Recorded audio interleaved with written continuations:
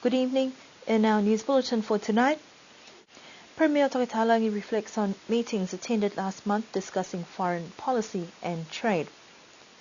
Alofi North and Alofi South residents take part in a three-dimensional modelling workshop as part of the Ridge to Reef project. Taro exports are about to resume with an expected price increase. Alofi North ladies showcased their craftwork earlier this week. Tuapa Show Day proved to be a success despite the wet weather. Foreign policy and trade were part of discussions that Premier Tokitalangi was part of last month. The meetings provided an opportunity to discuss regional priorities ahead of the Pacific Island Forum Leaders meeting that was held this month. The meeting we had with Fiji, with Ministers of Foreign Affairs, to discuss issues that need to be put to the leaders of the forum for their consideration in relation to the economic developments of each country and how each country sees economic development as relating to the Pacific at large. I attended. I also took the opportunity to meet with the Murray McCully, the Minister of Foreign Affairs, as well as Julie Bishop, the Minister of Foreign Affairs for Australia, to discuss some of the issues in relation to support that they are providing for Niue. Regional leaders also met to discuss trade negotiations related to PESA Plus. The Pacific Agreement on Closer Economic Relations negotiations started 7 years ago to offer an opportunity to help Pacific Island Forum countries benefit from enhanced regional trade and economic integration with Australia and New Zealand. However, Papua New Guinea has already withdrawn from negotiations, while a few of the other islands have criticized and remain skeptical of what the actual benefits are of being party to this particular agreement. The second meeting in relation to PESA Plus, I wasn't too certain as to what benefits we will derive from it. So we're there to make up the numbers in some respects. I don't see that it makes any material difference to what we do now. But at the same time, who knows, in future could happen. So we're there as a consequence. PESA Plus negotiations are ongoing with the hope that the agreement may be finalized by the end of this year.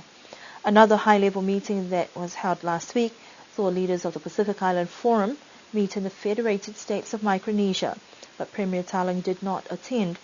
Niue was represented by Minister Honourable Dalton Tangilangi and other government officials. At this meeting, 2 new members were welcomed into the Pacific Island Forum from the French territories, that is French Polynesia and New Caledonia. Residents of Alofi have been actively involved throughout the week, creating three-dimensional models of their village landscape and specific areas that can assist stakeholders in making well-informed decisions. Niue is vulnerable to the impacts of climate change, and it is important to build a more resilient community. The participatory three-dimensional model is a planning and community engagement tool that is used in order to show the relationship in terms of the ridge to reef, from the mountains and the river, because you can see like a clear bird eye view. And this assists us in terms of management decisions and also looking at where the project will make interventions that will benefit the community. Ms. Kerslake told BCN News that the community is a key component to all of the United Nations Development Programme to improve its capacity to mitigate the effects of climate change. Climate change is not just an environment issue, it's a development issue.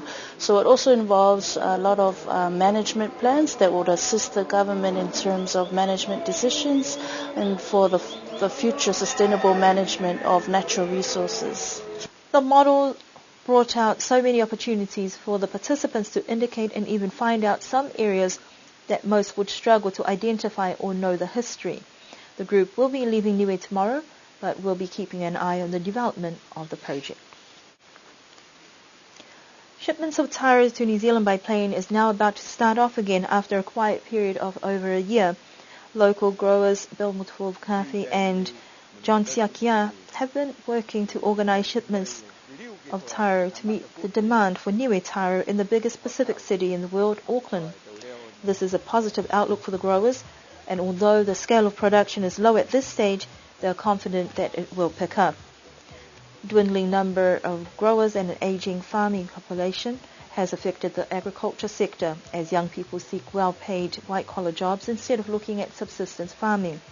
Due to the great demand from New Zealand, they're looking to increase the price and purchase taros at $3 a kilo, and this will hopefully encourage more growers to export their taro.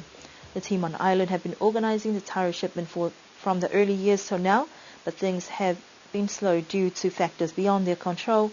But they are adamant that niue taro will hit the Auckland market once again to be sold in a shop in the suburb of Mangere.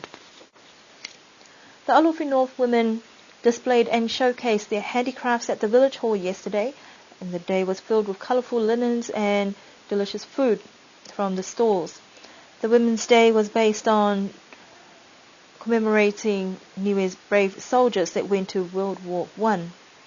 This year, there were not that many crafts on display, but there was still a lot of variety in the creativity of the women, from well-sewn linens to handicrafts that were made of coconut leaves and pandanus, as well as local accessories. There was a lot of food that was sold on the day, and just as many visitors and locals who attended the event. This year, the Alofi North women decided that their craft work was just for display and not for sale.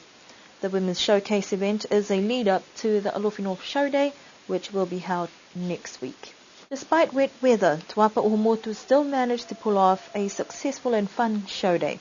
Tuapa Uhumotu's village green was filled with excited visitors and locals that were eager to purchase the food that was cooking, as well as desserts in the many stores that surrounded the field for the annual village show day.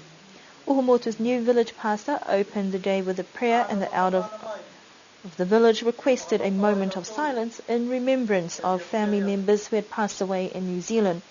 The village council chairperson, Poko Sionetama, thanked the community for the support and assistance, but especially for the Vaka project. The establishment of Vaka Uhumotu was to continue and encourage youth to build traditional canoes and maintain traditional knowledge.